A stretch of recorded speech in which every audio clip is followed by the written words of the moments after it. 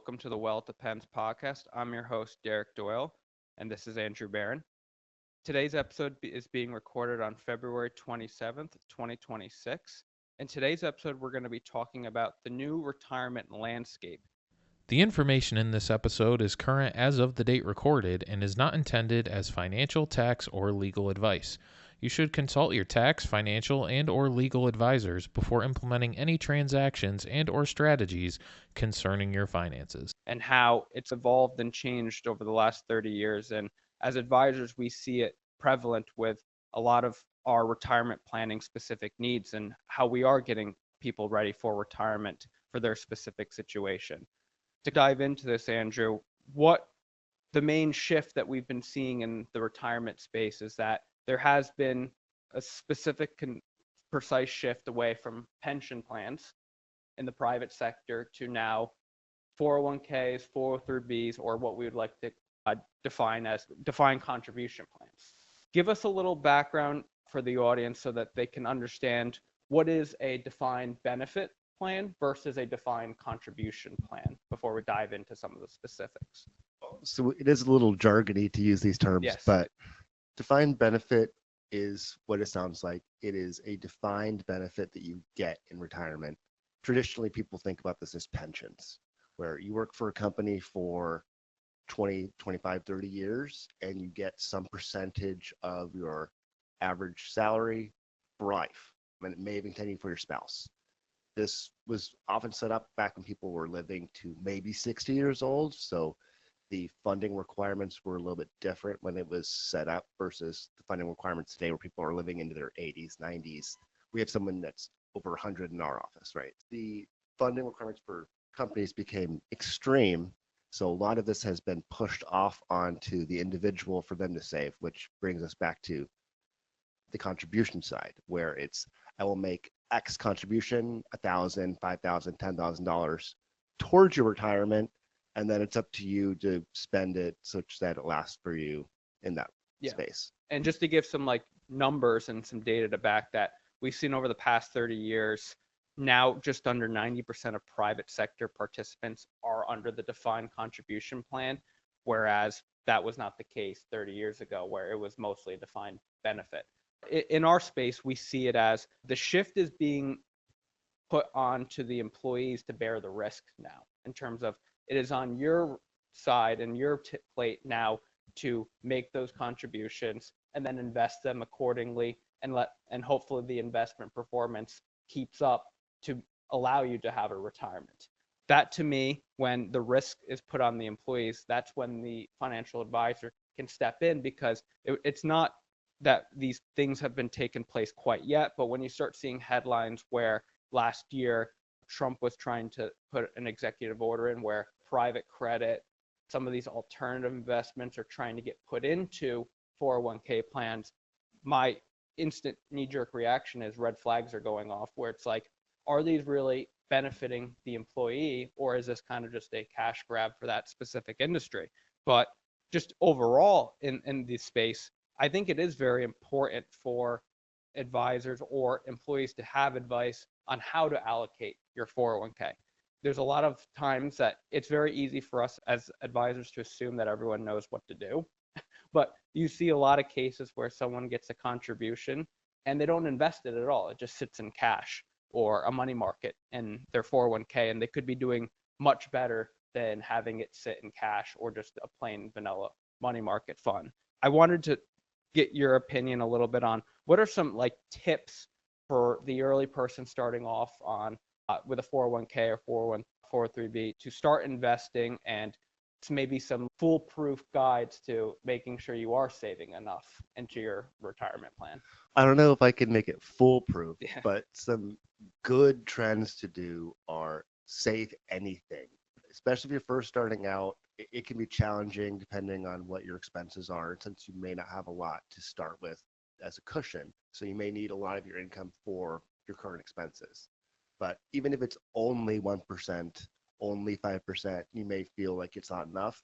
But what you have on your side is time.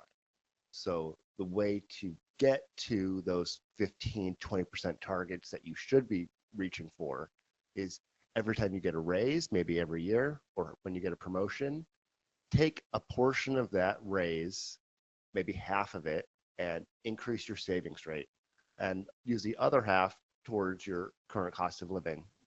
I think it helps psychologically since you are still getting a benefit, since you are seeing a higher paycheck, but you're also paying yourself in the future, and it can help make up for those early years where you may have been saving single digits to overcome those higher double digit rates where you're targeting.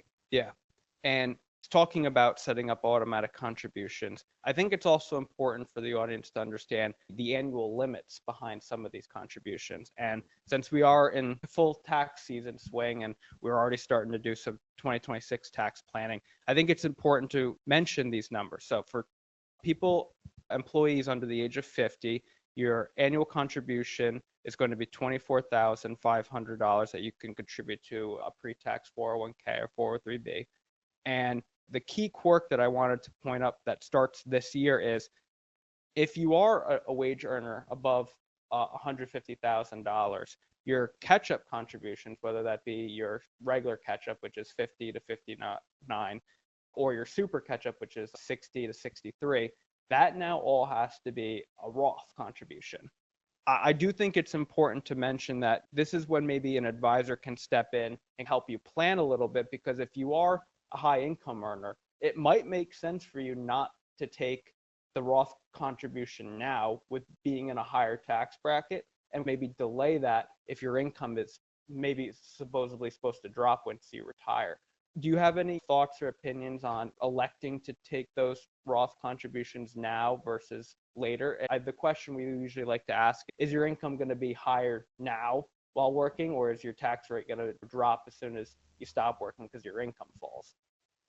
There's a lot of considerations. Yeah. I mean, the big thing on any retirement is the contributions, since you're limited every year to what you can contribute. And what you're honing in on is that catch up. And so since you only have a truncated number of years to even take advantage of that, it's hard for me to say to not do it. But it really depends on what other assets you hold. Where is your income? Because just being over 150 is a very broad range. Being at 180 is very different than 580, for example. What is your income? What other alternatives are available to you? Because especially high income earners may have outside plans besides just a traditional 401k that may make more sense to fund instead, or just a traditional brokerage account if you are especially light on taxable assets. Yeah. And talking about where you're at in terms of your life stages and where your income is, I think it's also important to revisit your 401k or 403b every single year and look to possibly rebalance. A lot of times your allocation when you first start working at 26 is going to be very different than your allocation when you're 5 years out from retirement. And a lot of times it's very easy for you to forget to go ahead and rebalance and shift away from maybe some of these risk assets as you get closer to retirement. So I think it's important to always rebalance your account, every single year, just as a maintenance check-in to see where you're currently at and where your account's sitting. One of the next things, Andrew, that you and me come across often is the benefits and the perks of once you are detached from that employer, how many advantages there are from rolling your old employer account into a rollover IRA. There's things called SA that kind of bubble wraps your 401k or 403b to limiting what specific investments you can and can't hold. But there's also things like QCDs and other retirement tax planning strategies that are not allowed inside of some of these employer accounts. Explain to the audience some of these benefits of once you are detached from your employer, how important and some maybe missed opportunities you might have if you didn't roll your plan over to an IRA. I'm actually going to answer your question with the opposite of, let's talk about the 401k advantages first. Yeah. So there's a handful of things that 401ks allow that IRAs do not. Most notably is access at 55. So if you are planning on retiring early, you can actually pull funds out of a 401k at 55 versus 59.5 from an IRA. So that's one notable difference between the two. And then the other would be if you work for a publicly traded company and you receive stock in your 401k, that can be rolled out in a special transaction. I won't get into the nuances on this since that's not what this podcast is about, but that can also play a role since it does save you on taxes to keep money in a 401k. But to answer your original question, why would we do an IRA? So typically, not always, but very oftentimes, because there's something called ERISA, your options inside of a 401k are limited. This is a good thing for a lot of people since you don't have crazy speculative things that you might accidentally buy, especially if you are very young. But an IRA allows you the entire investment market basically to pick and choose how you see fit. So you can control what you're investing in a much better way than is available to you in a 401k. Yeah. And then once again, there are mandatory distributions which occur at either 73 or 75 if you're born 1960 or later, where you have to take money out of these accounts. So IRAs allow you to what is also considered aggregate. So if you even have 100 accounts, if you satisfy your RMD from one account, it's considered satisfying all of them. However, each 401k or 403b that you have to take a RMD from that account specifically. And then I think as you were alluring to, there's also QCDs, which is a qualified charitable distribution such that you can take money from your retirement account directly to a charity and it's not taxable to you. Yeah. So if you don't need money or you're especially charitably inclined, this can be a very tax efficient, advantageous thing to do. Yes, I think it's very important that you pointed out the benefits of staying in your employer plan, especially early on, maybe if you are under the age of 55. No, and also when you turn 55, there are perks because we all here in the industry, the 59 and a half rule for your IRAs. That's not the case for your 401k or 403b. So it is important that there are some pros. Just 401k? Really? Well, that's something I learned today too. So I think it really does show you the complex strategy that can take place when you are planning to decide to roll over or not. And also it takes some planning on the side of, does it make sense for me to stay inside of this account currently or not, whether you are currently still working or not working. To touch upon kind of the last, they like to call it the three-legged stool of retirement. I do think it's important while we're on the topic of retirement to address social security and a lot of the concerns that you and me are hearing mostly sometimes on a week-to-week basis around the funding and the solvency of the program and specifically the trust fund. Just to lay out what me and Andrew are talking about if you are not aware of the situation we're in, Social Security's trust fund is supposed to be fully depleted, projected by 2033. And how Social Security works is every single year, it is a pay-as-you-go system where the government is collecting your payroll tax through Social Security, and that is being funded to pay out the benefits. And every single year, there's not enough payroll deductions to meet the ongoing liabilities. So Social Security has to tap into their trust fund to pay out the needed benefits. So that's just a broad view of what's going on here.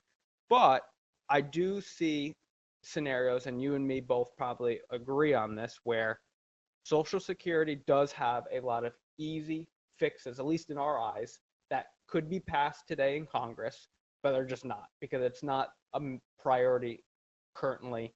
It's not, the phrase I like to say is it's not the closest shark to the boat at the moment. Explain what are some of these easy fixes, whether that being raising the full retirement age, increasing the wage cap on which Social Security is currently taxed at, or even increasing the FICA payroll percentage. Just talk about those three scenarios and how this could easily solve the problem. So the first one I think makes the most obvious is just increasing payroll taxes. Right now, everyone pays 6.2% and your employer pays another 6.2%, which funds Social Security up to that wage base, which we were talking about. Yep. If I've seen math where if we were just to increase this by 1%, so total funding is 12.4. So you pick up half a percentage and your employer picks up the other half, make it to 13.4. This alone would fix Social Security for decades. So that seems like an easy fix. Yes, it would be a tax increase, but you could couple that with your next thing is the wage base. So they already did this for Medicare in the early 2000s, where there was a cap, and they just removed it so that everyone paid into Medicare, whether you made 200,000, million, 10 million, etc. We could do the same thing with Social Security, where very high income people continue to pay 6.2% of their income indefinitely, no matter what. That would obviously help offset what maybe we need to take from everybody else. So that's not 1%, maybe that's reduced. And another thing would just be changing the age. You probably wouldn't do it for anyone, let's say anyone over 50. So anyone who's within even a decade of benefits. But for everybody else, since they're staggered amount of time, you could just slowly delay it, just like they did last time when we bumped it from 65 to 67. We could slowly have it from 67 to 69 or something along those lines. And I think, like you said, it's most likely going to be some sort of combined approach. I don't see it being just one or the other. It's probably going to be a mix of the few that we've mentioned. But I do say, without having the crystal ball in front of me, I do think that we are, just not worried about it as a country right now. But I would say, we've been saying this to clients, there is probably no scenario where Social Security is completely wiped off the face of the planet, where it's not being funded and benefits are not being paid. That is really the backbone for the retirement community and the retirees for the last, call it almost 60, 70, 80 years. More than that. But there is no scenario, in my opinion, where it just completely goes away. No, it's just a law. So if the Congress was going to get rid of it, those people would all be eliminated and new Congress people would be voted and they would fix Social Security if it really came down to that. I hope we aren't a year away and we're talking about this in 2032 where nothing's been done and it becomes much more of a hot button where every year that goes by is a little bit more concerning. But it is just a congressional act that will solve this. Yeah. And that goes into, I wrote a blog on this. Your own Social Security statement states that this is not intended to be your full retirement income. Social Security is well aware that you're not supposed to be treating your Social Security as your only source of income in retirement. And that ties into what we were talking about before Social Security is it is important to save and contribute to your other retirement plans so that you do have a wide variety, a diverse selection of income when it comes to retirement. Social Security or your pension sets a base floor for you. And then you have other avenues, whether it's your IRA, a Roth IRA, a brokerage account. You have other means that you can supplement areas of your retirement income with. And you should never be relying on one vehicle for your retirement spending needs ever. I don't think any advisor would ever recommend a one bucket approach to retirement spending. I think the only other thing that we get talked about a lot in meetings with clients is when to take Social Security and some of the nuances around the age, whether I should be taking it early, at full retirement, or delayed retirement. Any thoughts or opinions on, to simplify that question for some people that might be still asking themselves, when should I take and why? So those kind of are the three big times is do you take it early, maybe age 62, which time I think this makes sense for people are you're truly desperate to transition into the retirement stage of life. You're done with working. Maybe you don't enjoy your work, or maybe you have health issues and you don't expect to have a lot of time in retirement. This may make a lot of sense for you. Yes, you understand that I'm getting it today and I would overall have less if I live into my, let's say, 80s than if I chose one of the other options. But once again, it does give you assets today and cash flow today that you wouldn't otherwise have, which helps take pressure off of drawing money off of your other assets. So in some ways, this can actually be a good strategy for some people. Next one is full retirement age, which by its name is the amount you basically are been saving for your whole life.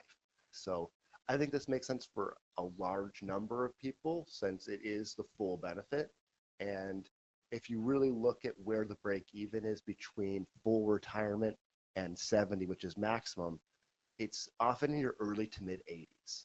So you have to ask yourself, do you care that you're getting more from Social Security in your 80s or in your mid 60s, which maybe makes a better sense if you're considering traveling or things like that.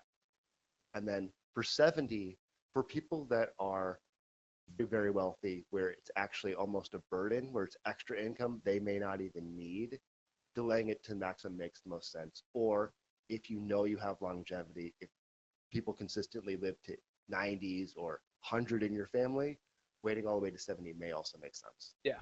And to summarize basically the three options that you laid out, there is truly no one size fits all approach to this. It is case by case and it is client by client. We cannot ever sit down and say that that 65 or 60 age 67 is the best solution for everyone, because it is never as easy as that. And that's why when it comes to retirement and retirement planning, it is important to start having these conversations and start looking at the numbers to see what makes sense for your specific case and scenario. But overall, I think we talked about pensions, 401ks, Social Security, the outer sphere of what retirement is and how it can be used and what are the different income sources and how you can invest to make sure you have multiple streams of income once you do hit retirement age. It's always a very complex conversation to have, and that's why having an advisor can give you more confidence as you enter retirement. So we'll end the episode today, and this was the Well It Depends podcast. I'm your host, Derek Doyle. And I'm Andrew Baron. And we'll see you guys next time.